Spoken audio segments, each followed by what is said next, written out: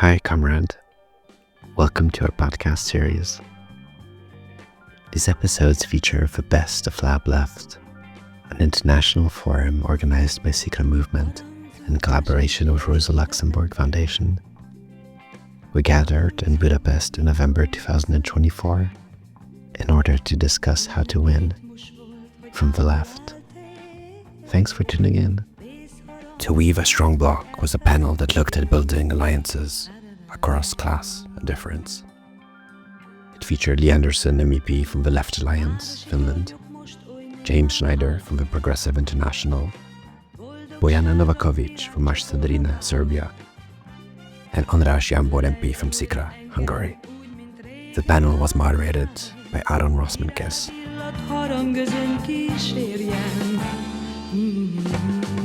This is the first time in the history of our movement that we're using simultaneous interpretation devices.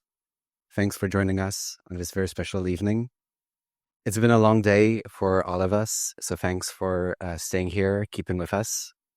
We have a very exciting panel tonight, very exciting panelists. And the title of the panel is To Weave a Strong Bloc. Throughout the discussions today, and last night as well, we've discussed how to bring together different social groups across different classes, divides of culture, region, education. And so tonight we're kind of going to take the bird's eye view, look at how to build coalitions together, how to build a strong bloc.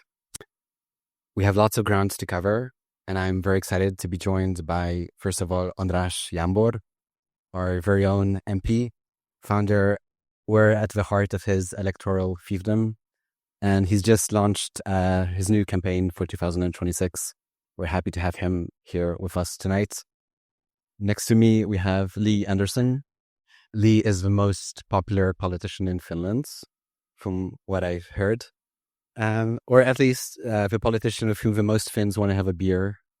Yes. Which is even more important, leader of the Finnish Left Alliance, former Minister of Education, and member of the European Parliament. To my left, we have James Schneider, Director of Comms for Progressive International, author, and strategist behind Jeremy Corbyn's multiple victories.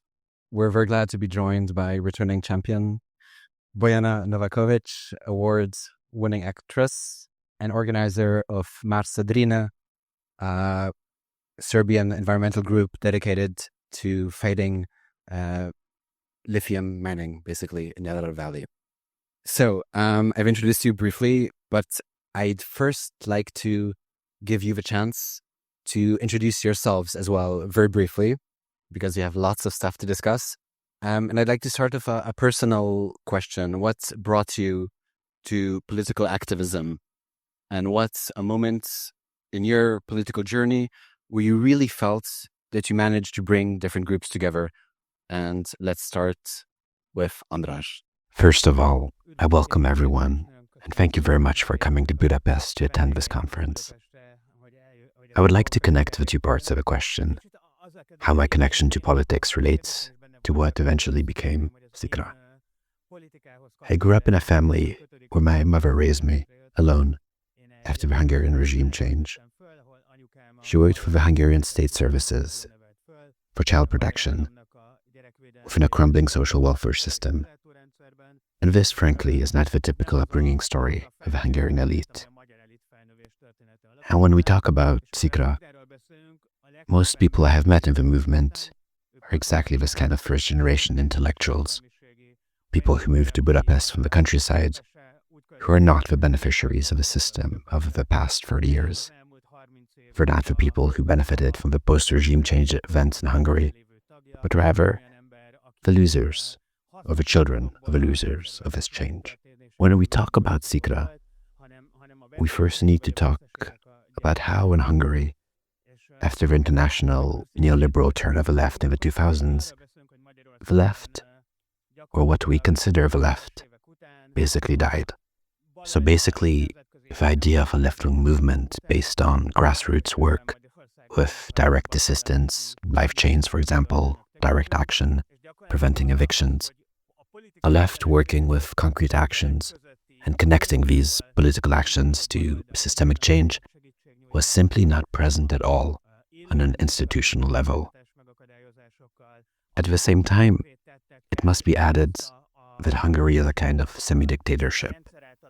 And from this perspective, doing politics here is a bit more difficult.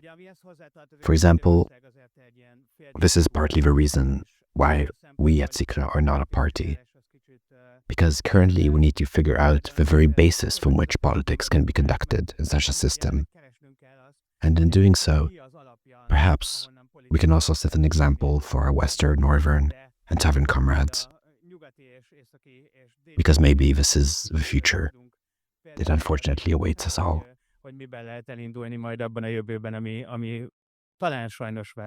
Bojana, you, what brought you to political activism? Yes. So my name is Bojana Novakovic, and I'm originally from Serbia. I'm an immigrant, so I grew up in Australia. I'm originally from Yugoslavia. Now it's Serbia, where I'm from. And what's the question? Because we kind of already What brought you to political activism? Political activism. So I don't consider what I do political or activism. I consider it my citizen's duty, but I guess that is politics, and it is a form of what is popularly understood as activism, although I kind of think we have to challenge that term because it tends to, it's kind of become a profession rather than a citizen's right to react or act or be a part of creating a social structure that I want to exist within. Very shortly, very concisely, because honestly, these stories bore me a little bit. I grew up in, obviously a household that was forming itself in its own identity in a new country while the country that I was born in was falling apart. And so every single day was a political event in our house. I started organizing at the age of 14, organized a school walkout against nuclear testing that Jacques Chirac was in charge of. Some people might remember this. It was in the 90s. 3,000 school kids turned up. I got really embarrassed by some adults and never did it again. And if social media was around, they would have been shamed. It would have been revealed that I was bullied, and I probably would have done this my whole life. But then I ended up doing something else. And the way that so Marš Drine is a movement against lithium mining in Serbia. It was formed in end of 2020, beginning of 2021. The reason why I got politically engaged, or rather started this movement, is because there was literally no one else interested in doing it. Locals had been sort of assembling in the area that was in danger of being mined, but on a national level, really very little awareness existed on this. And so, I asked some people to form a group. They didn't want to. Okay, and then I said, I'll just start doing that because I wasn't working. I lost my health insurance. I lived in the US. All the jobs that I had were cancelled. So that's kind of how this started. And now it's built into a movement of hundreds of thousands of people on the street across 50 cities in Serbia.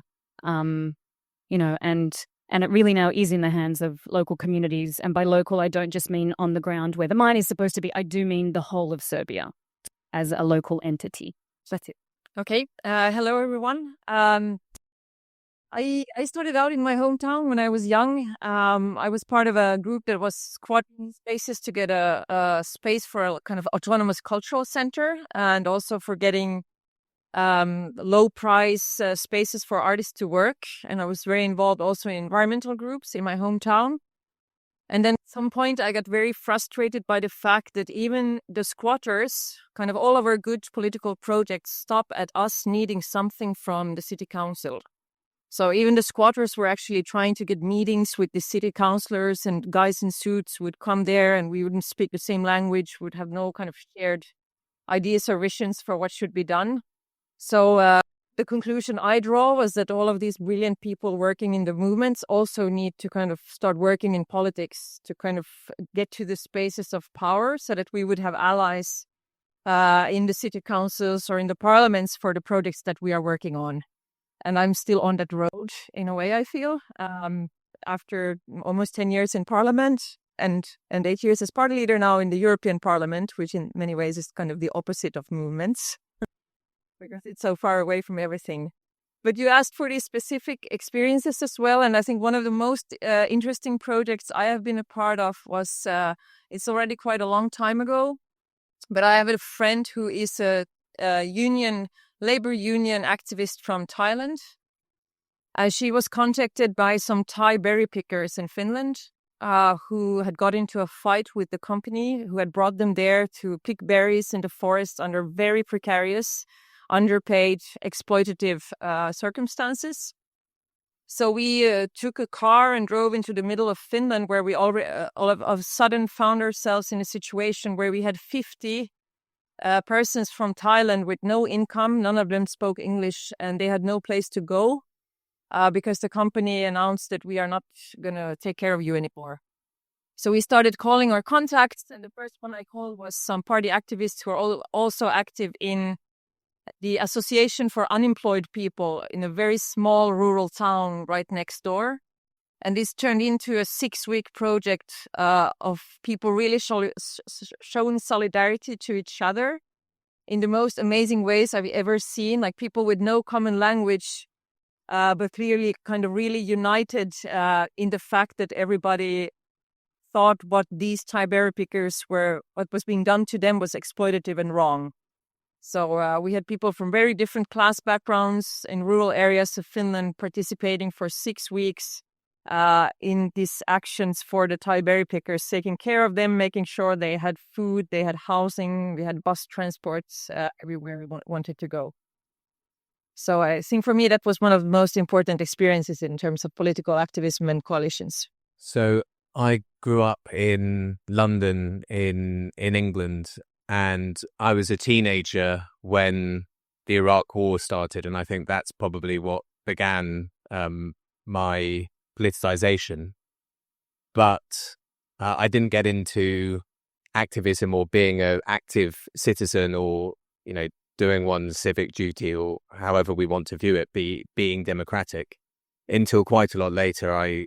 After university, I became a journalist. I was focused on Africa, and I was reporting around the continent. And that was my attempt to engage with the world. But I wanted to do something back home in Britain, but I didn't really know what to do. And then in the summer of 2015, the British Labour Party, which I had joined not because I thought it was going to be good, it just lost an election and it was moving in a right-wing direction, or likely to, was having a leadership election. And there was this guy, this sort of scruffy old guy called Jeremy Corbyn, who had been around forever, goes to every protest, and was basically the only Labour politician I'd met because he was interested in the civil war in the Central African Republic. And he'd been taking part in interfaith roundtables and things that I had reported on. So I could tell that he was a decent guy.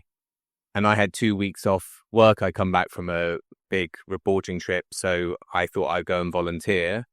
And then I never went back to work. And here I am now stuck working in politics. So I think that's how I came into it. And then one small example of different groups coming together. I mean, a lot, but a recent one that maybe relates to some of the themes from today. In the summer of 2022, in the UK, it was extremely hot. I know it's extremely hot in many other places, but it's very rarely very hot in the UK. So for us, it was a very big deal. And it got up to 40 degrees centigrade, record-breaking temperature. And I'm sure in many other countries, this is normal levels of heat. But in the UK, it was very alarming to a lot of people. And I'm close with a lot of the climate direct action people, Extinction Rebellion, Just Stop Oil, and so on. And they were thinking, well, this is a moment we have to organize around. But they could see from their organizing they've been doing in ways and ways beforehand that they needed to engage with organized labor in some way, and they needed to not be seen as so middle class and so removed from from working class struggles. So they had this idea that the next time it was going to be hot, they would call a strike. But this wasn't really connected to workers going on strike. This was just like they were going to do a thing. And they came to speak to me about it. I said, do you think we can engage any workers? And I thought, actually, yes, there are groups. The Bakers Union, because heat in the workplace for them is extremely important issue. And so we had a whole bunch of meetings, and obviously, like as you say, people don't speak the same political language. They don't come from the same political culture. But after a while of meetings and discussion, they come together and they've got a joint campaign which is ready to go the next time it actually gets hot again in England, which, you know, it should happen, but it hasn't for the last 2 years.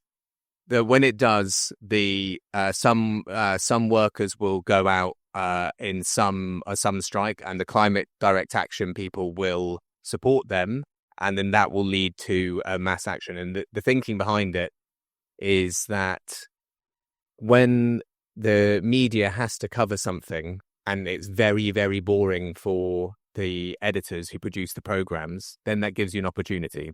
So when it's the hottest day of the year, that's all that's on the news. It's like, it's really hot. Here are images of people eating melting ice creams and people with red faces and dogs in fountains and that sort of thing.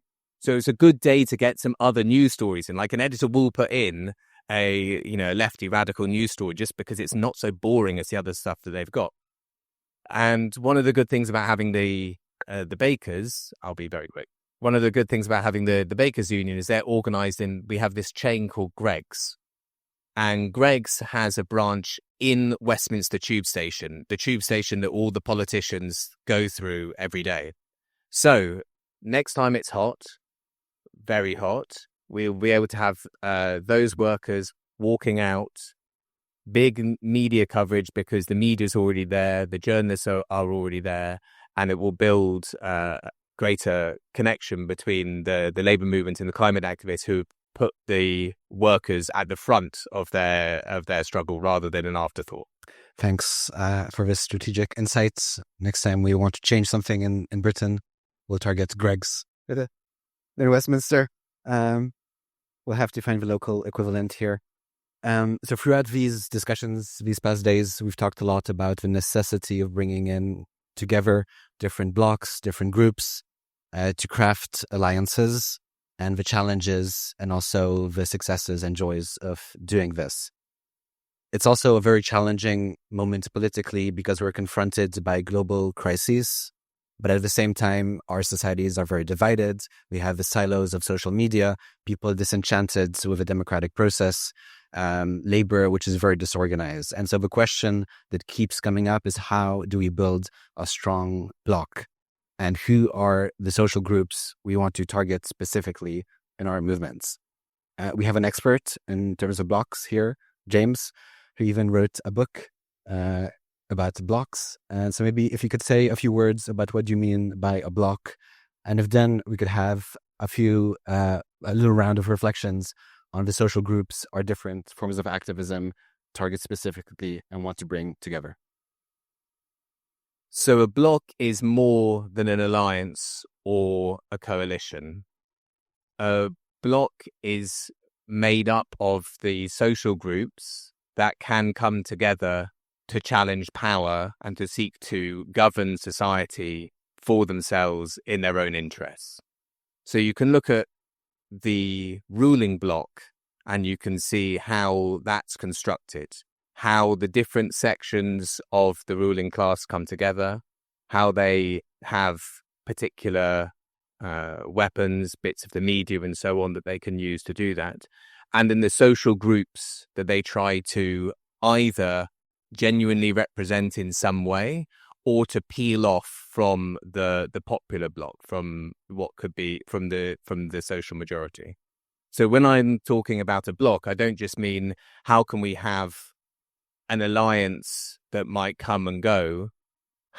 It's a question of how do we move beyond mobilizing into organizing so you can build a lasting unity between different social groups so that you can take groups that make up, we know we represent the many in theory, we have a sociological majority, but how do you unite those organize within and across them, and also mobilize them, so that that sociological majority can function as a social majority, i.e., it can have enough power across every single terrain of social struggle that it can push back against the assault from the ruling class and its bloc. And I suppose the final element of that is, once you are able to have a growing social majority that is winning and is able to fight on all of these terrains, then you can begin to turn that into a political majority, which can then actually govern on behalf of and with the bloc itself, rather than try to represent something which doesn't have the force itself yet to take power. Can you give an example of what you imagine as your ideal bloc in the UK? So, I mean, I'll give the UK in a second, but there's no ideal bloc. Every single bloc is going to be contingent on historical circumstances, country, and so on. But the idea that we can't do it is ridiculous. So if you look at two other countries that I work with through the Progressive International, but Brazil and Colombia, where we have good examples of bloc building. You go, Colombia had never had a progressive government in its history, but was able to win one 2-3 years ago based on organizing all of the popular sectors. So Afro-Colombian, working class, indigenous, feminist, and so on, and increasing the turnout among all of those groups, but representing them through one common campaign, which was that of Gustavo Petro and Francia Marquez. Or you look to Brazil, and again, coming out of dictatorship, you don't just have the party, the PT, but extremely powerful trade unions, social movements, the Landers Workers Movement, a PB, the indigenous movement, Afro-Brazilian movement, and so on and so forth. So when you look around, you're looking, what are the social constituencies that have enough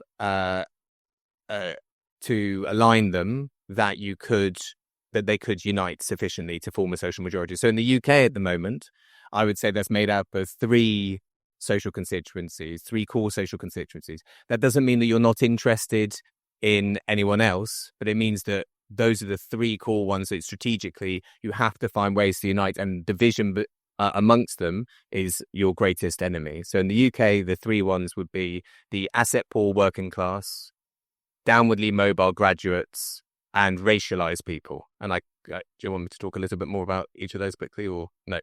There you go. Lee, maybe? Well, I mean, even though I think personally I've defined it in a bit of a different way or with different terms, I agree very much on the analysis of kind of the need for the blocs to exist, for there to be change, also in terms of political change. I have some examples from Finland, for example, in 2019, where we had a shift in government to the most progressive government coalition that we've had during my lifetime. What preceded that was 4 years of organizing against the then right-wing government on very many sectors. So, you had the teachers were super active, the trade unions were super active, the students were active, and the environmental movement was really active. And what they managed to do through their own activities, in a way as a bloc, was to define the agenda. So in the elections in 2019, the big issues that were discussed was the crisis in the elderly care, like a very, core issue of the welfare states, core social policy issues, climate change, and also the need to kind of refinance our education system after 10 years of austerity. So when these movements or this bloc kind of through their own activities managed to push these issues on the agenda, it benefited the then opposition. So the parties with more progressive political stance did very well in the elections, were able to form a progressive coalition government with a progressive agenda. So I think this kind of shows the interplay between these movements. And at the same time, I have given a lot of thought on kind of the left in Europe at the moment, because I think after the Euro crisis, we were maybe not as organized as you were saying, but we were kind of in a situation where I think there was some kind of left European bloc even working in the same direction, developing a lot of kind of the same type of analyses and policies on, the economic policy mistakes that were done in the Euro crisis. There were a lot of organizing around the consequences of austerity policy. So we were kind of all very united in the anti-austerity agenda, which benefited movements and parties in different countries, and also was shown in kind of a progressive shift in government, not at the same time, not the same year, but consequently, in a time period of maybe 5-6 years after that. And one of our biggest challenges at the moment, I think, is that with all of the terrible developments going on around us, and maybe especially with kind of geopolitics, there hasn't really been these uniting issues for the left, which makes us weak everywhere, in a way.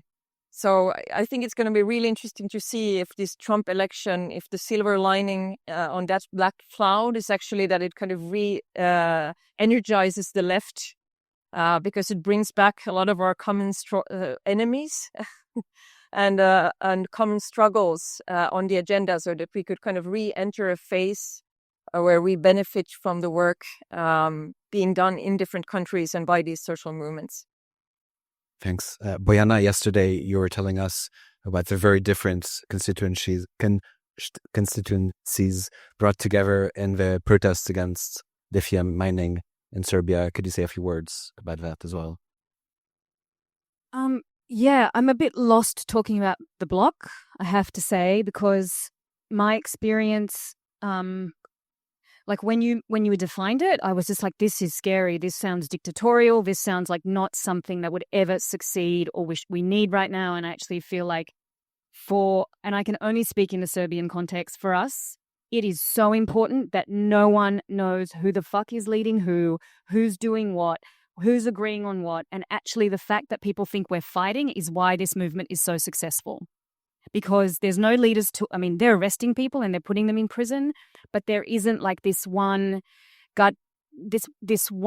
group or one person. And, Marša Drine is a national sort of movement or group. And then there's a local constituency, and then there's 7 local organizations that belong to an umbrella organization. And we all fight on ideologies. We are all spectrums from right to left. But we agree on very, really substantial things of we're against corporate occupation of fertile land or any land, actually. And, we want to breathe clean air and have clean drinking water, and we want to preserve food sovereignty. And these things really unite us. And it's really been a challenge keeping politicians out of it. It's been a challenge. And I understand I'm sitting here with political actors. So, and I really love the way that you guys described coming into politics, because it is interesting. But it's been a challenge trying to explain to politicians, you have to stand behind us, not in front of us. You don't fund us. You don't come to our protests with flags. You come to our protests as individuals. And in Parliament, you say stuff about us that you agree with, but we are not a joint movement, because we would lose everyone. Because the situation in Serbia is so dire politically that the idea of right and left within our movement would just divide people even further. And this is kind of how dangerous it is. And our movement has to sort of contend with that. But at the same time, it has opened an absolutely incredible amount of dialogue between us personally. And this dialogue is everything from forming friendships and alliances interpersonally, and incredibly big arguments that result in people not talking. So this whole, my heart is beating, because I'm like, do I not understand the Bloc? Is this really, for us, this kind of ideal to me feels like playing on the enemy's territory. It feels like playing politics the way that the winning blocs want us to play politics, because we never will win on those terms. And so these alliances for us are really different, and the formations of our social structures are really different within the movement itself. That's not to say this is a good ideal for us, but we're just nowhere near there politically in Serbia. I want to give a chance to James to respond, but before that, I'd like to bring András in, because what you're saying felt very familiar in a way in Hungary, where there's a very strong anti-politician vibe. And for a very long time, the opposition has also been struggling with this issue. And so I wanted to bring in our own politician, András, who joins politics perhaps reluctantly, or I know reluctantly, and it's been a journey. So how do you feel about this question? In the 2010s, I also engaged in lots of activism in Hungary. We organized a 100,000-strong protest against the so-called internet tax, and a similarly large protest against the takeover of a Central European university. And these are quite significant achievements in a country of 10 million people.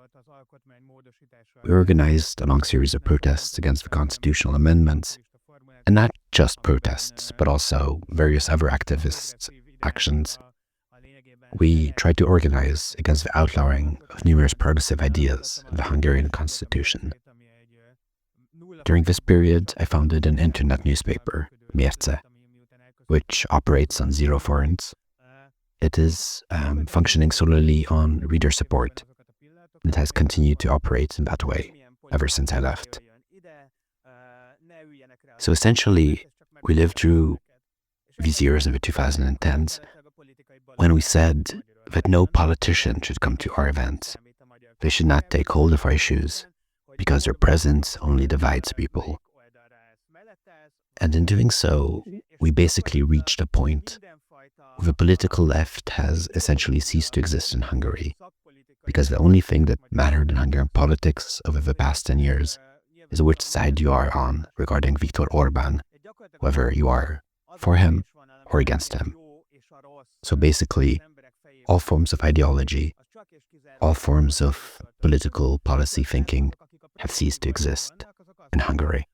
Politics was basically reduced to one dividing line, dividing good and bad in people's minds, depending solely and exclusively on Viktor Orbán. And many of us on the progressive side were saying that we don't want politicians of our own. We don't want those people who could represent us. This had complex reasons, of course, but it paved the way to the fact that in 2024 in Hungary, a former Fidesz member appeared literally out of nowhere. He founded a party and is practically neck and neck with Viktor Orbán in the polls. But if you look at his politics, there is not a shred of policy thought, nothing about what he wants to actually do with his country, only anti-Orbánism. So the anti-Orbánism eventually brought people together, or is doing so. And what I consider the principle-driven politics, the management of public affairs, has been taken out of politics by exactly those people who have been against institutional politics, party politics, and politicians over the past 10 years. So if we look at the situation, basically by trying to rise above party politics, we arrived to a situation in which our own party politics have been abolished.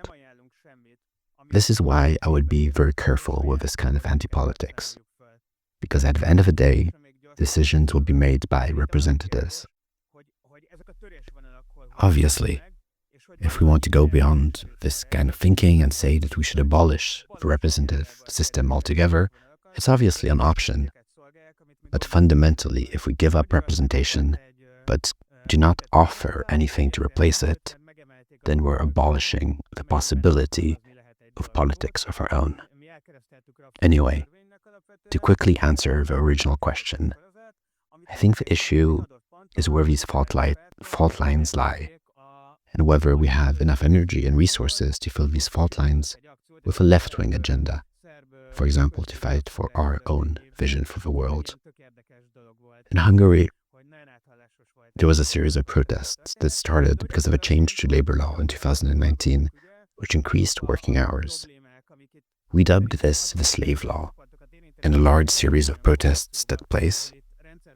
And at one point, the liberal parties and politicians took these protests to the headquarters of the Hungarian public media, carrying out an action of their own. This was, by the way, a year before the Serbian public media takeover, which is quite an interesting fact. These two stories are very much intertwined. What eventually happened was that the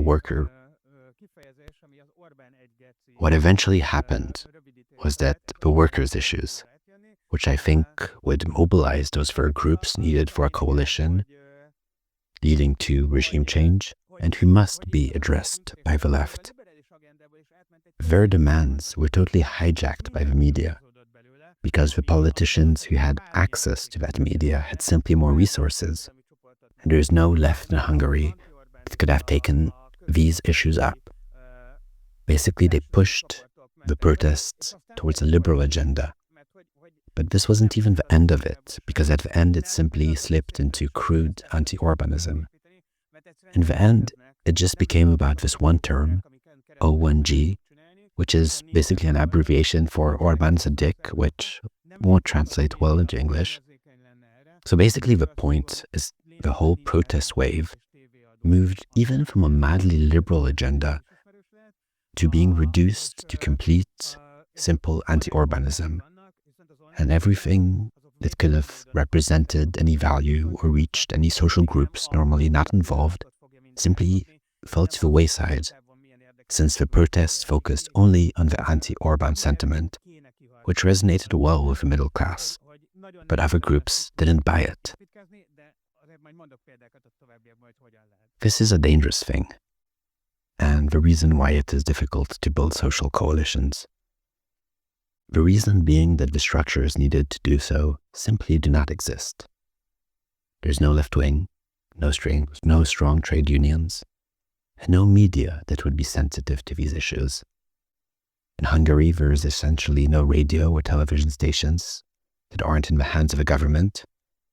This may sound familiar to our Serbian friends.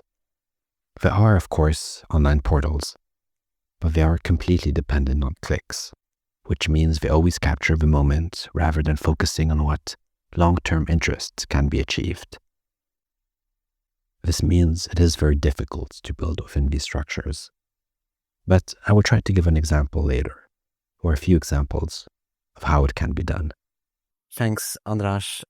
We arrived to the political parties question earlier than I expected, but let's jump right to it. I wanted to give a chance to Lee to respond as the person who's been in institutional politics the longest since your early 20s, right? And so you have this rich experience and you've been in this world. Now you're even more in this world being in Brussels. How do you maintain your relationship with movements outside parties as the leader of a government party?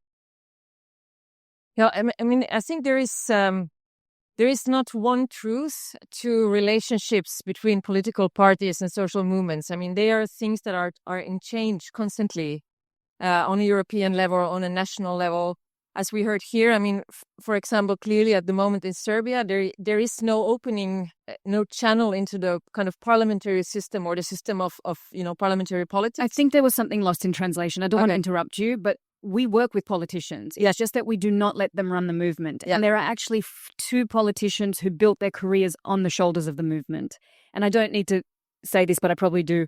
The administrative work of the movement is done by women. Yeah. And these two are men, and this is a very typical thing. And, we're told to shut up. But we do work with them. It's just that there's a very specific role that they should play. And we constantly have to help them understand that. And then constantly also, I guess, shelter our own sort of communities in the way that we organize so that that can stay safe. Sorry, I just wanted to make that clear. I think it was lost in translation. Okay, good. I mean, looking at my experiences, I mean, the social movements that have been important in my country, they don't align with parties either. I mean, I'm using that kind of phrase.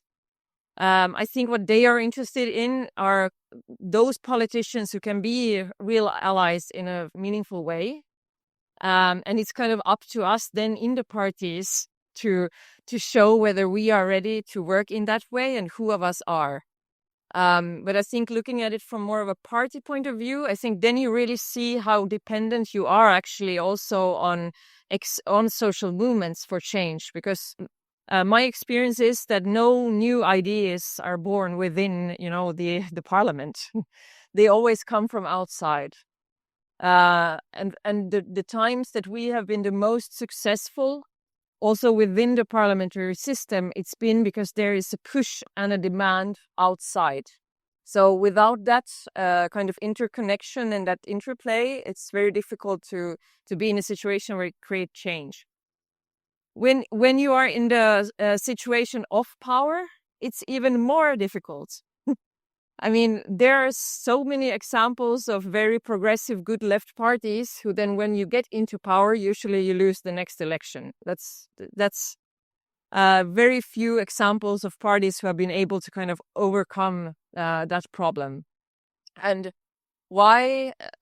There's one reason is, I think we saw, of course, you kind of see a decrease in activity also within the social movements in a situation where, the parties that you usually agree with are in power. When we were in government, it was during COVID. So we had a lot of very difficult issues also, for example, regarding cultural workers because of the COVID restrictions and the way that it really hit the whole culture sector. And we would have loved to do even better policies. We did everything we could, that they were not happy and they had to have the complete right not to be. And then they go out and protest the progressive coalition government. And they have every right in the world to do that. So I would say that being in power is probably the most difficult for the left in this respect. We've also seen in Finland, we saw, I think, a situation in 2009 where a lot of people from the social movements went into party politics, which also created this kind of vacuum in the social movement part. So things are like in constant change, but when it works at its best, then I think it really works in this mutually supportive way, where social movements, create content and ideas and create a demand for certain change that then the allies and the people working within parliamentary structures then can grab onto and start enacting as real policy changes. And I still think that in terms of voters, the people who vote, you need to go and be in power every now and then, even though it might mean that you lose the next election, because otherwise you don't have the credibility, especially if you want to work within the party structures, for building people's trust in your capabilities of bringing about real change in the long term. Thanks. I wanted to ask James about your experience, which kind of straddles party politics and movement building. You're the co-founder of Momentum, which was mentioned in the previous discussion as well, which was a grassroots, or is still a grassroots movement, but whose energy was eventually channeled into the Labour Party, which was then later co-opted by the right. So I'm curious, what are your reflections on creating a social movement which worked very closely with a political party? What are the lessons learned and what are the next steps? So I think the first thing I want to say is that in the same thing when we're talking about party form or the ecology of a system which might make up a bloc, shouldn't be frozen in aspic from one time. We've had a big problem across the left in that the particular form of organization that the Bolsheviks had to work with, given that their party was illegal and so on and so forth, then gets carried through in an overdetermined fashion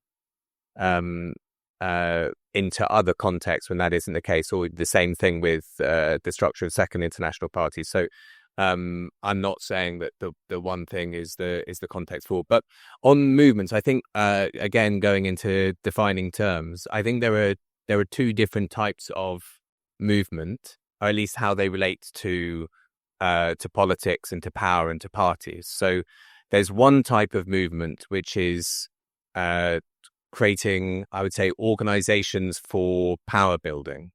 So a couple of examples of those could be in the Indian state of Kerala, for example, there are millions of workers, mainly women, organized in a cooperative production sector, loads and loads of co-ops that are related to each other. Now, this is organizations for power building.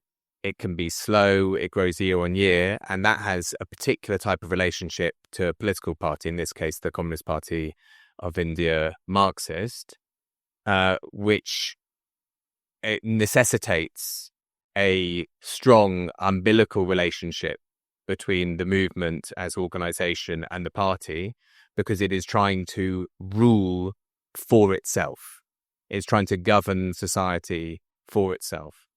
Then there's another type of movement, which is the movement as campaign, which isn't trying to rule society, is trying to win specific sets of goals. And that necessitates a very different relationship with political parties and with politics, because it's that sort that is tried to be co-opted and its energy to be co-opted. So there's not a one-size approach, I think, to the relationship between movements and movements and politics, because ultimately, what is it that we're trying to do? You know, what is it that we're here discussing? We're ultimately discussing democracy. How is it that people can rule themselves? How can they govern themselves? How can they not have other people deciding their lives for them? And that's got, there are two key components to it. One is the ability to say no and to build up sufficient force that you can say no. And the other one is in construction, i.e. the power building type. Now, because of the history of, I can't speak for every country, but because of what's happened in the last, let's say, 40 years, roughly speaking, what had been 100 years in many, many societies of building up alternative bases of power have been eroded in different ways. So there's sometimes a tension. I think sometimes when we're talking about these things, we get into artificial tension, because we're talking about the power of movements to push back against what's being done to us, and also the idea of having movements that are part of organizing a construction for us to rule ourselves. So then to speak more specifically about momentum and the Labour Party, when Jeremy Corbyn was the leader. So the party was porous to movement demands in both senses. So in the movement as campaign demands, so for example, Extinction Rebellion emerged in a big way in the autumn of 2018, and then even more strongly in the spring of 2019.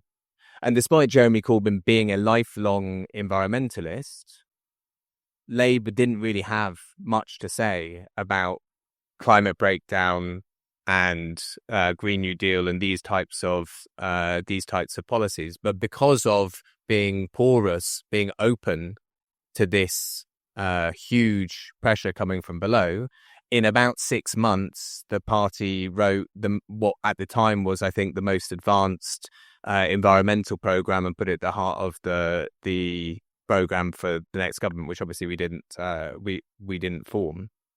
But here we see the difference between a party which is porous, i.e. it's open to it and it's umbilically connected to it, because you change the leadership of the party, and rather than listening to the environmental direct action protesters, to asking to come in to brief us, to tell us what we're doing wrong, you get the next leader, our ham-faced Prime Minister, who says that his message to environmental protesters is get up, go home, I don't support you. Yeah, that's a message we cannot get behind. We can agree on that. The question of the porousness of political parties is an important and interesting one. And I think it brings us to the question of unlikely alliances and coalitions. In the past days, some of the most touching stories have been personal stories of building trust and building community and comradeship with unlikely people.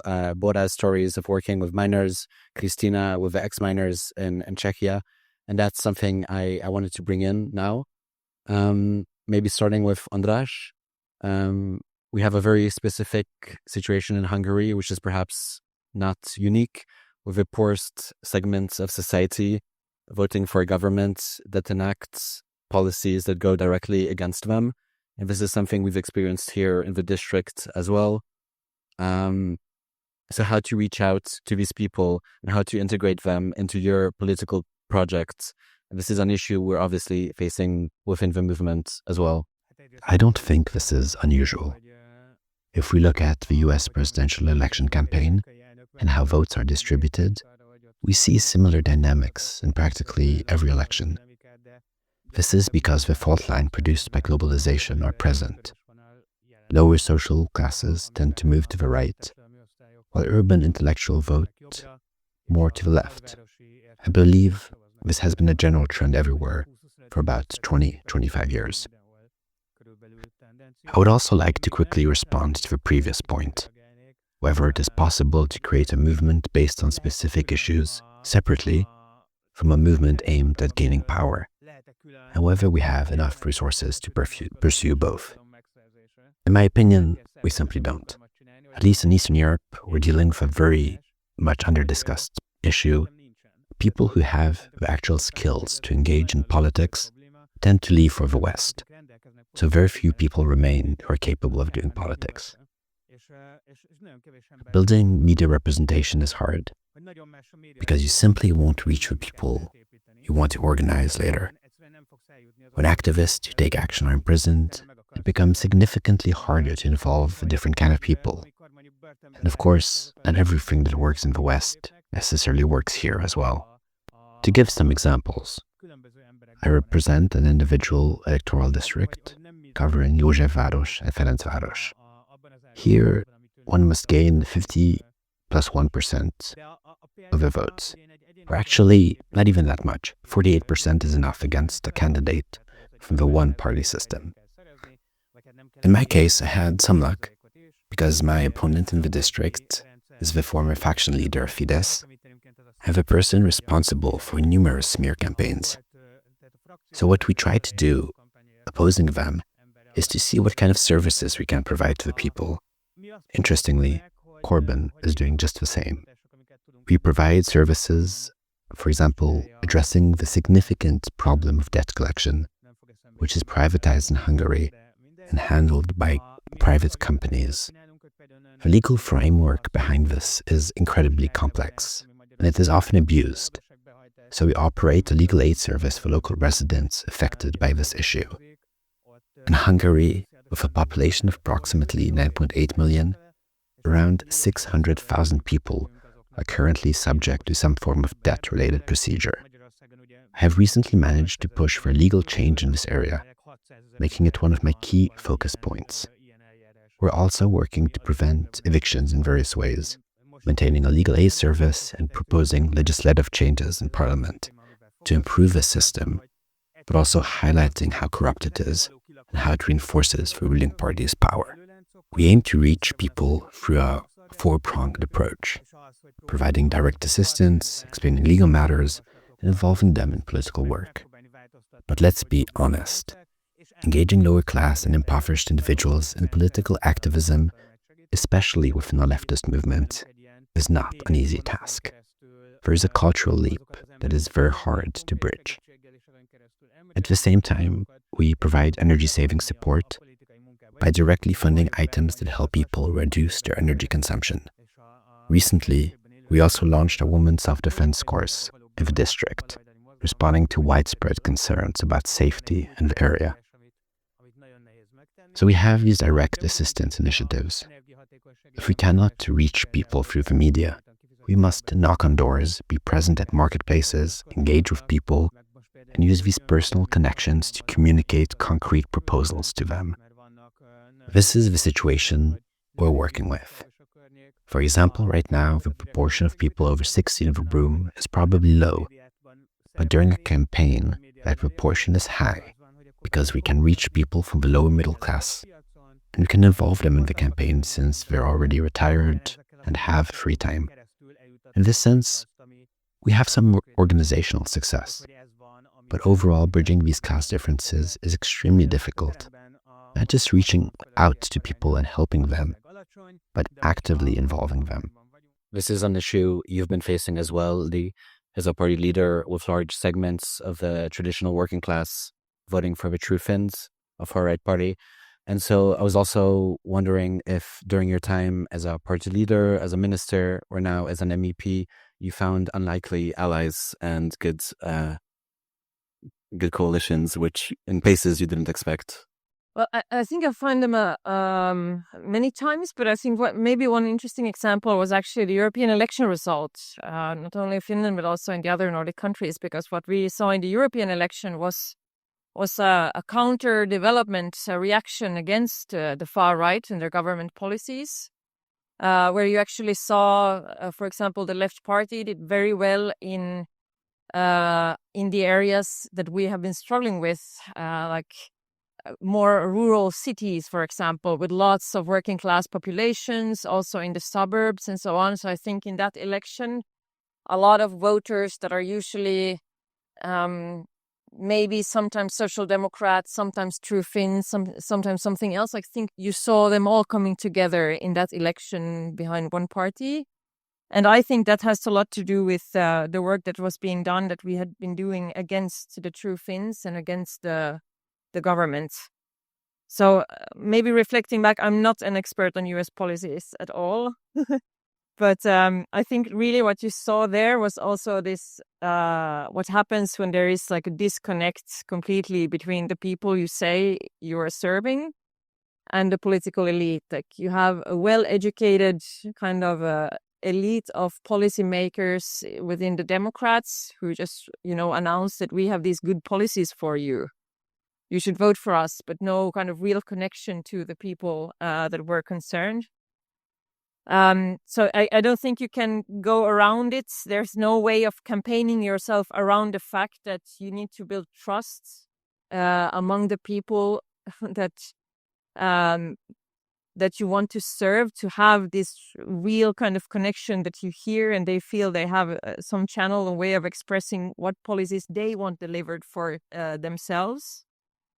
I've never in my entire time in politics, I have never met as many people crying as I did during the EU election campaign, who came to our party events to talk about the difficulties they were facing because of the cuts in social security by the government, and also more general fears and worries about in which direction the country is going. And I think you have managed to create kind of some level of trust, I do think, if people feel comfortable enough to cry in front of you or together with you, or to even come to a political event to do something like that. But it's something that you need to work on for a long time.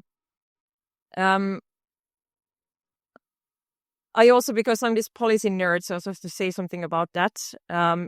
Because I think what you saw in the US was the same thing that killed a lot of more progressive governments in Europe, which was that we had not been developing leftist policies for this situation of inflation and rising cost of living. And I saw this when we were in government myself, that we didn't have the tools at all for addressing increasing price of energy, food, and rent the way we should have.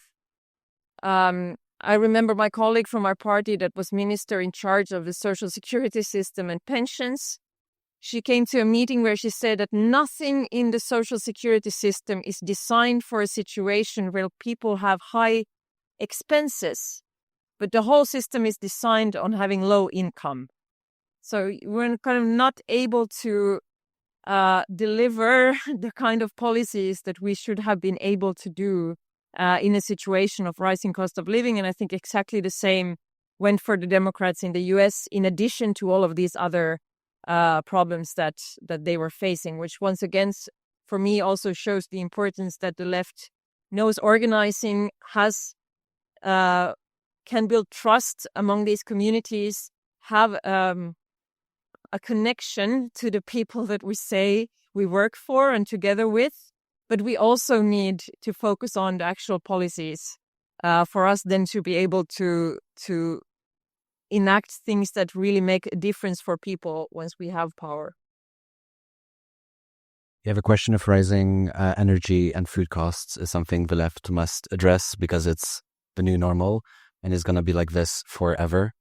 So we need to get our shit together. But just getting back to unlikely allies and coalitions, Bojana, I wanted to bring you in because yesterday you talked in a very beautiful and forceful way about the kinds of uneasy alliances you had to build and work on and how to hold conflict. And so I wanted to ask you, like, did anything surprise you in this organizing work?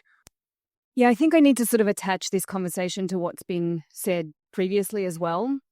You know, I don't believe that we should be in power. I really don't. I think we need to break down the power structure. And I think the fear of what that looks like and all the politicizing and intellectualizing around this conversation of like what would happen, food shortages, power shortages, this, that, and the other. I believe that we absolutely need to destroy the power structures that exist and not join them and not keep facilitating them and not keep on validating them. I do think that political intervention can happen. I think it needs to take place in the form of eliminating like terrorist enhancements for activists. It needs to take the form of helping activists who are in encampments and doing civil disobedience, maybe legalizing that as public expression. But I don't believe that playing on the power field is actually the solution. I think it's been proven for centuries that it's not, and I don't know why we're not looking at very, very different forms of political structures and political like coordination. I also think that with the US, you said something really significant, which I absolutely agree with because I've lived there for 10 years. I think the Democratic Party was way too concerned with destroying the progressive and more radical elements of its own party than it was with fighting with the Republicans. They've become the Republicans. The Republicans have become fascists, and you know there's no left. It's really one big corporate structure with two faces, and I just think this is really dangerous. I think the left is too polite. I think we're so busy considering how other people can consider us. It's just too polite, even to the point of not being aggressive and violent enough, even to the point of allowing fascists to define what violence is. And now I will absolutely get to our movement, because if we allow Vučić or if we allow Orban to define what violence is, we will be defined as terrorists and people who perpetrate violence by states that militarize, that surveil us, that criminalize us. These are really dangerous fucking things. And I get very concerned about people with high level of intelligence and integrity participating in it. So the movement really exists as a reaction to all of these structures. It really does, and this is why it's working.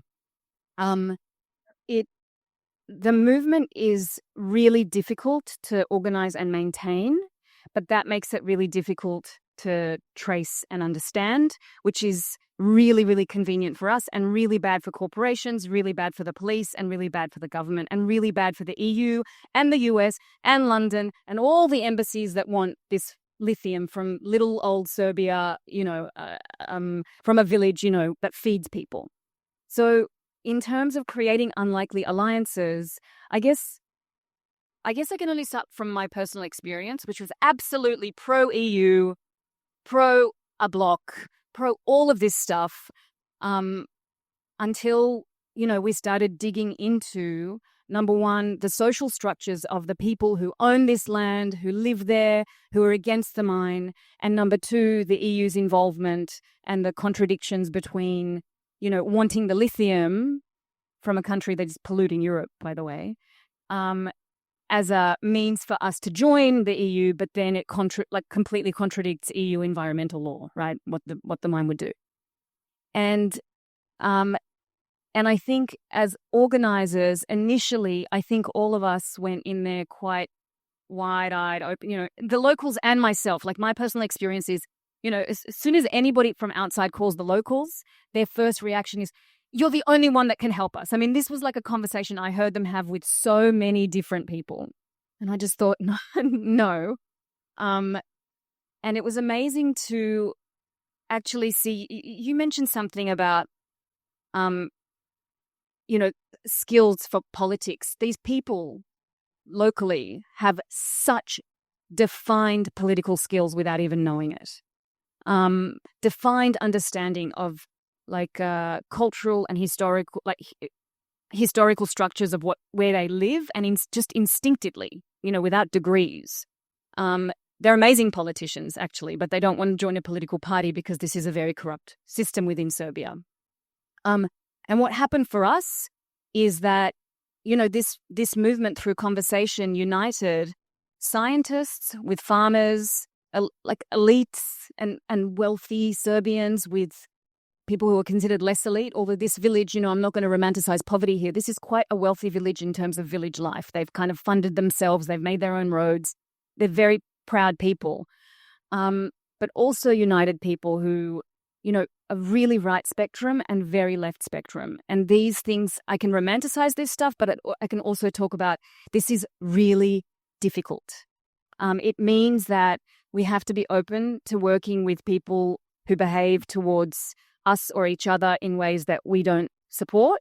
It means that sometimes we have to have really awkward conversations. It means that sometimes we have to hold professors who are far right accountable publicly for what they're saying.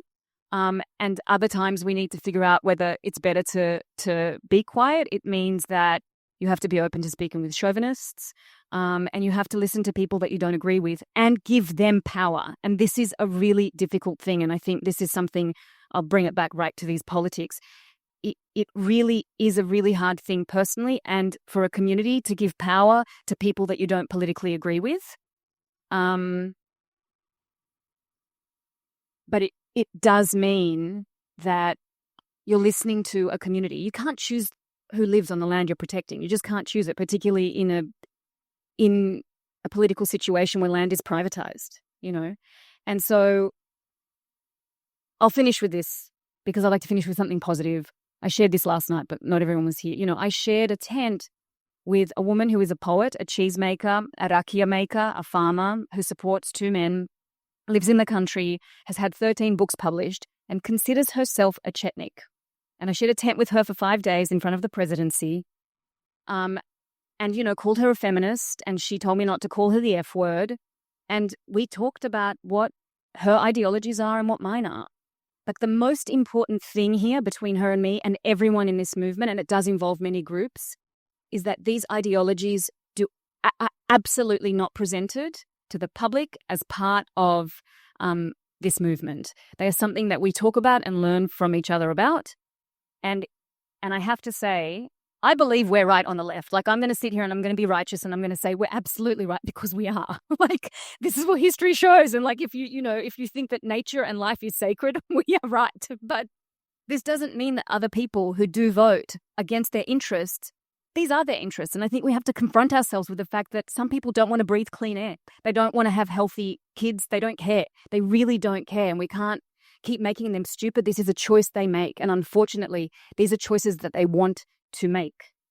And so I think, for us, not kind of these conversations don't exist in public discourse about the movement. What exists is environmentalism, science and human rights. But yeah, it's a cool movement. It's hard, but it's good. Thanks for keeping it real. Talking about that, it's really cold, but I'd just like to go through 2 more questions before we open it up to the public, and we still have a concert tonight, so we shouldn't be late. I wanted to bring in the question of communication, because today with social media, we see different groups being targeted with different discourses. It's becoming harder and harder to develop a grand narrative and to speak to the whole population when everyone is kind of in echo chambers of their own. So I wanted to ask your experiences in terms of creating a communication strategy which works across these divisions? And starting with James, perhaps, who's an expert at communicating. So the most important thing about communicating has got absolutely nothing to do with what you say. I think the most important thing about communicating is who you are in conflict with. That's the thing that is most visible to everybody. And that defines whatever your project is, whatever your organization, whatever your campaign, whatever your party is, who is fighting it and who it is fighting is by miles the most important thing. So take, for example, a traditional centre-left party. It fights a traditional centre-right party. So people will think that that's what it's part of. You know, maybe a left populist party might be fighting against the elite or the establishment or whatever it might be. Who you are fighting and who is fighting you, even more importantly, who's fighting you, is the most important thing.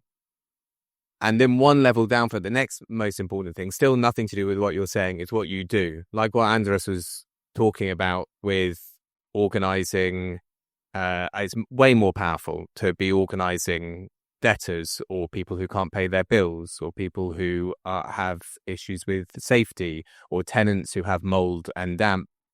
That's a much more powerful way of people to know who you are and what you're about, even before you've said anything. Because, and this is even more the case with attention spans and social media and the fractured communicative space and all of these things. So I would say the most important thing for communicating is about doing much more than, of course, then you can come into narratives and frames and strategies and tactics and everything you do. But much, much more important than that is who you're doing it for and who you're doing it against. Lee, you're very good at social media. What's your secret? My secret is I know absolutely nothing about communication. Nothing at all. I have no training in that. So I just go with my own instinct, I guess. And I think the one thing I have gotten the most thank you for during my political career is that I answer questions, like also from journalists. Like I answer the question that they pose. And then I also tell, people why I think the way I do. Bojana, anything you'd like to add? Yeah, I guess, we're in a media blackout like you guys, right? Like, it's not even just government media. Vučić, he is the owner of the media. He's the lead, he's the lead presenter of the media. Everything is just Vučić in Serbia, right? And everything that he does, including when we get time on national frequencies, we know that he's given permission, right, for that to happen. 100%. He micromanages the media. It's quite hectic. So we use social media. And I think, again, don't forget, we just can't forget that social media is a marketing tool. It is owned by, obviously some of the biggest corporations in the world, and it is absolutely a marketing tool. And I love the way you use it. And I really do. And I think we really used it a lot in the beginning. And one of the biggest things that we did, because I did the media campaign, we really manipulated the story with the truth. We manipulated their propaganda with science, with fact, and with introducing the locals. This was a huge part of the campaign. There were so many people who wanted to stand in front of this campaign. And I really think my career as an actor actually helped that I didn't. I had no interest in it, but people were putting me forward because then it would give it a little bit of attention. And so what I would do is I would say to news outlets that invited me, I would say, yeah, I can only come with Mariana from the village, or with Marica from the village, or with Zlatko. And then one day I remember really significantly, a reporter who knew me called me and said, I want you to come in. And I said, yeah, sure. And then I called her. I was too tired. It was 6, but I'd already called the villagers and said at 3 a.m, you have to go to Belgrade to be on the morning show at 6. And she was yelling at me. She was like, why aren't you here? I've been doing these reports for you. I helped you with a campaign. And I said, I'm so sorry. I don't feel well, but I think they're there. And it was these 5 farmers, and they came with masks. It was COVID. And it was the best reporting that she had done on it, because it was the 5 of them. They looked like the 3 Musketeers plus 2 with masks, and they didn't have enough chairs, so they had to stand. They looked like a barbershop quartet. But they're smart. This is the thing that the media wasn't willing to acknowledge, is like, I can speak about the facts and I can speak in the way that I speak, and certain people will listen, but these people know how to reach a far wider public because they're intelligent, they speak people's language, they're vicious, like they're incredible. And so now they don't even call me. They just have direct contacts with local community members, they have direct contacts with various kind of actors in that, and that was really, really important to do that.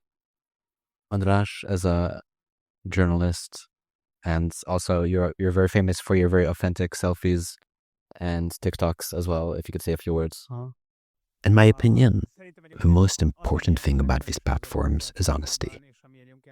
I believe it's obvious from miles away whether someone truly believes in what they do or say, or if they're just trying to manipulate.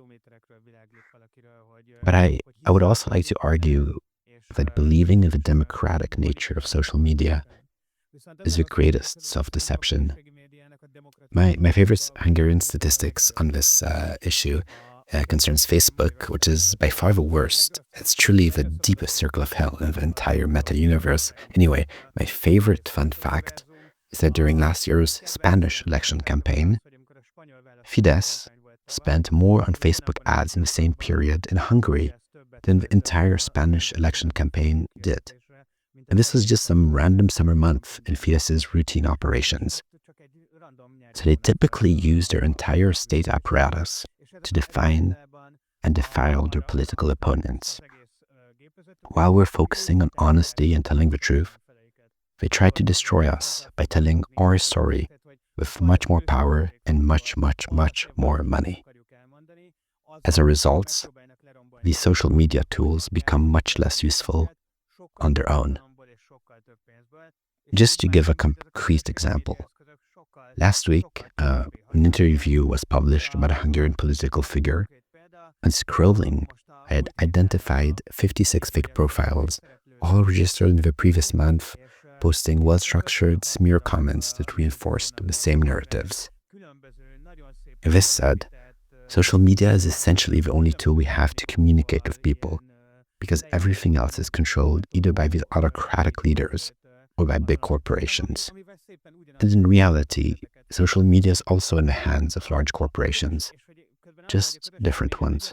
I think the big question is whether it is possible to endure this, and whether activist work on the streets, collecting email addresses and reaching out to people, can replace traditional and social media, because in the long run, neither of these is a stable foundation for building politics.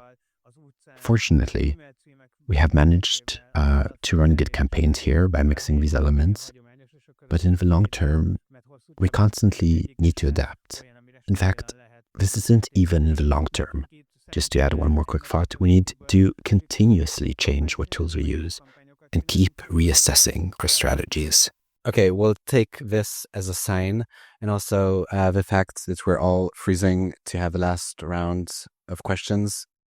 I just wanted to bring in internationalism, because we've been talking about internationalism, because we've been talking about bringing together different groups of people, but we're all very much embedded in our local contexts, whether it is a municipality, a country, a region.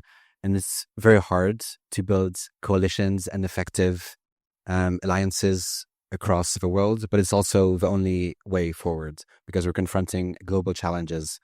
All of your struggles have global internationalist components. And so I just wanted to quickly gather your thoughts about what you've learned in organizing transnationally. James, for example, you're the person behind the Make Amazon Pay campaign with Progressive International. You've also been active in terms of Palestine solidarity protests. Bojana, obviously, the anti-lithium organizing takes place in various countries across the globe. You've recently been to South America. You were telling us about it yesterday. András, you're one of the rare people whose media project also had a truly internationalist agenda, showcasing struggles from the global south, which is very rare in Hungary. And Lee, obviously, you've always had a very strong internationalist component to your politics. So if anyone wants to jump in and say how, in your experiences, this has worked and how you would continue it in your own practice going forward. Whether it's the energy costs, rising food costs, or the floods that were here, flooded the Danube a couple months ago, or geopolitical tensions and crises, all of these things, we know that wherever we are, we're held in a global system. And that's a global system which is still defined by the colonial mode of accumulation. That's still the main way in which our global system operates. It just takes a slightly different political sheen. So, with my work, I work for the Progressive International, which is a global network of political parties, trade unions, social movements, peasants' organizations, liberation movements, campaign groups, and so on, mainly in the South, mainly in the global South, but also in the North. And our mission, alongside thinking that we can work to unite, organize, and mobilize those forces, is to support the rebellions that are already taking place in the South and to unite them with the littler rebellions that are taking place across the North. And I think all politics is very particular, and it has to speak with the rhythms and in the language of everywhere that it's situated, but it's all connected up to those things. So then, to be a bit more practical, a couple of examples of that work. So we co-convene a campaign called Make Amazon Pay with Uni Global Union, and we coordinate global days of action against Amazon. And we've got one coming up on Friday of next week, where hopefully there will be strikes and protests in 30 plus countries against Amazon, maybe 250, 300 actions stretching right across the world and all the way through Amazon's supply chain. So call center workers in the Philippines, garment workers in Bangladesh and in Pakistan, warehouse workers in France, and so on and so forth. You get the picture. And this also is not just about the labor issues, which of course are crucial to how Amazon operates, but these other issues like its environmental impact. Amazon emits more CO2 than 3/4 of the world's countries, and that's growing tremendously. Amazon claims it's going to be net zero by 2040, and since it made that pledge, its emissions have gone up 40% a year. Obviously, we know it doesn't pay any taxes, and it's also deeply complicit in the genocide that's taking place in Gaza through its web services it provides to the Israeli occupation forces through something called Project Nimbus, which it does alongside Google. So through bringing together these different struggles that are divided by subject, by theme, by interest, by language, by geography, we can begin to provide a broader front. We do the similar thing. I'm guessing I'll stop because it's cold, but similar things with organizing for Palestinian liberation. One of the projects that we work on is to prevent or chase around ships that have jet fuel for Israeli fighter jets or arms for the Israelis to kill Palestinians with from docking in European ports. And this is again, it's not just about working across borders with people in different kind of jurisdictions, but being able to work at multiple levels, being able to line up the direct action, people who are willing to put their bodies on their line, with lawyers who can write statements, with trade union branches that are willing to mobilize their workers, with politicians that are willing to stand up, with media that can be activated.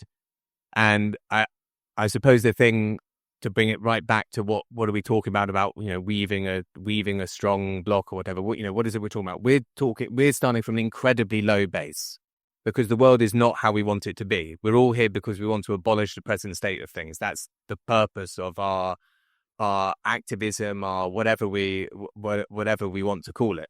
And in order to be able to do that, in order to be able to tear down the power structure and to have something that is more freeing and collective, we're going to have to be able to act and operate everywhere all at once, to do everything everywhere all at once. And I think that's the task of internationalism. That's the task of building alliances. That's the task of meetings like this, is to better able us when we leave this room, when we finish whatever type of campaigning activity we're doing, any meeting we have with people, Zoom meeting, whatever it is, do we have a slightly more capacity to do everything together that we need to do to abolish the present order of things? This would have been a very beautiful end word. But everyone has the right to answer as well. So I wanted to just make a quick round. András, Hungary is a very inwards-looking country, but we're obviously connected to the world. Can you say a few words about this? In your work, how does internationalism appear? I don't think I would be sitting at this table if it weren't for Bernie Sanders and Jeremy Corbyn. Their two examples were incredibly inspiring to me, and I believe there are quite a few people in this room who feel the same. On the other hand, when I see a huge number of people gathered in Novi Sad after the tragic train station disaster, or when I see the achievements made in Finland, these things are incredibly motivating. They show that things can be organized, progress can be made, and true results can be achieved. And every time I follow an American campaign, by the end of it, I always find those 2 free congressional candidates who make me think, wow, this is how it should be done. So I think we can find inspiration, even if we're not in close alliance. We can draw strength from each other's work. And I honestly think complaining about the situation in Hungary is obviously one of the worst activities to do. And it's important to remember that the successes that we achieve here can inspire others just as well. This is incredibly important in helping us endure the daily struggles, the smear campaigns, and other challenges. And even if the left doesn't have strong organizations, like those on the far right, I believe these connections still exist, even if we don't personally know each other. So that's my effort at saying something positive after my doomer speech. Lee? Well, I think we have some very important and defining years ahead of us, personally, because, the rise of this duo, Elon Musk and Donald Trump, will also fuel a lot of their friends all around the globe, and a lot of the movements, I think, in Europe, in the far and extreme right. So personally, I think this is really the time for the wider bloc to really for us to be as active as we can, focus on the issues that unite us, and understand that we're part of this ecosystem, and that at its best can work very well to change the order of things as they are now. I'm really interested in the global global south divide now, because I think the inability of kind of the West both to do something to stop an ongoing genocide in Gaza, but also in terms of the climate crisis, has created, I think, division that will take years and years to overcome. And I really think it's something that the left should have, however we want to define us, would have at the core of our own projects.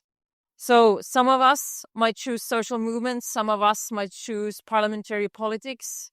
But I think this is a time to push together in the direction on the issues that unite us. Because personally, I think I have had enough of the left looking at pointing fingers at each other. Yeah. So I think we can draw inspiration. It's maybe the only thing we should draw inspiration on from the extreme right, but they have this really, how should I say, like aggressive and completely shameless way of doing politics, in a way with like 100% belief in their own kind of policies and alternatives. So that's what I'm striving for personally. And I also agree with, I think the point with these kinds of events and meetings and spaces is also that it, for me at least, it creates this type of energy, and it also reminds me that I'm part of this ecosystem. And I think we all need that feeling to be able to carry on doing whatever we choose to do. The ending words are yours, Bojana. It's too much pressure. I can't end. I'll just keep talking. No, I won't. No, I'll finish with an anecdote, like that's personal to our movement, because I think these guys sort of discussed more broad things. We no one really knew about this thing, this movement when it started, except the locals and some of us who were organizing. And then it sort of started to grow in Serbia. Some people that wanted to be politicians got interested in it. Then this guy made a protest. Then 20,000 people came. Then we decided to do it. And then 50,000 people came. It became this kind of healthy competition between weird egos. And but with a very serious topic at hand. But then slowly over time, certain factions of like intellectuals that we didn't know were probably studying this or studying what we're doing. And then all of a sudden in 2022, this guy, Aleksandar Matković, who, if you guys haven't heard of him, he's the person that received death threats for his economic paper about this mine. He contacted us and said, I kind of been talking to some people in Chile and Spain, and I really wanted to do like a declaration of unity between people fighting lithium. And I said, fuck yeah, let's do this. And I didn't know him. And then, certain people from somewhere complained that he worked for like the intelligence agency. And then other people and this guy, when you meet him, he can't hurt a fly. Like there's no way. And, he's the biggest nerd. And then these people were suspicious when we brought him to the village. And cut a long story short, we signed this declaration. But during the signing, which included people from Bosnia, Serbia, Portugal, Spain, Germany, Chile, and then these scientists came with us. And there was these conversations that took place between the people from Chile and the scientists, because our scientists in Serbia had a bit of a not in our backyard mentality about the lithium mining, like, in the desert it's fine, there's no water there. And they had this really serious conversation about water consumption with lithium mining.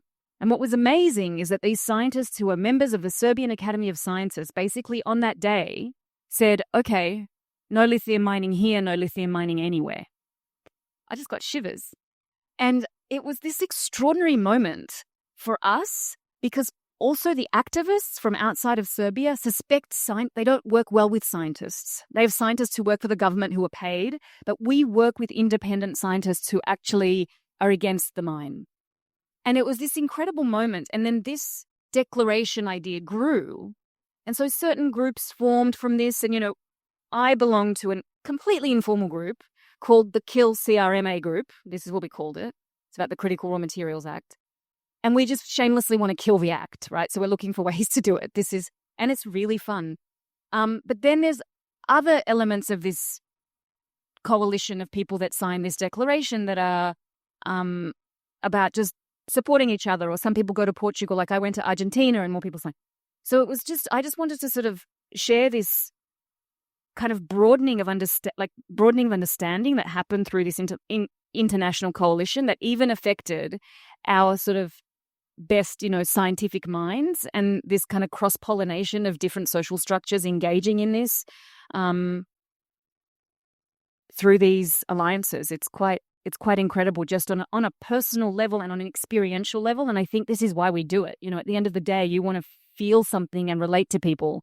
And these alliances and what you guys are talking create that in us. And so we want to do it more. We want to be involved. Thanks for sharing these ending words. I'm going to do what a moderator shouldn't. I will close the discussion without questions because we're late and we have to attend a party at Greg's at 9 o'clock. So I'd like to thank our amazing panelists, András Jámbor, Lee Anderson, James Schneider, and Bojana Novakovic. And thanks. Thanks for tuning in. To find every other episode, follow our feed. This episode was produced by Levin Takatai. Thanks to everyone who made it possible. Zengok harang, veled együtt zeng a szívem, őt látom, jön már felém. Musikál a világ, velem örül a nyár, tudom én, jön a fényborús napok után. Hozd vissza őt, végtelen nagy szerelem.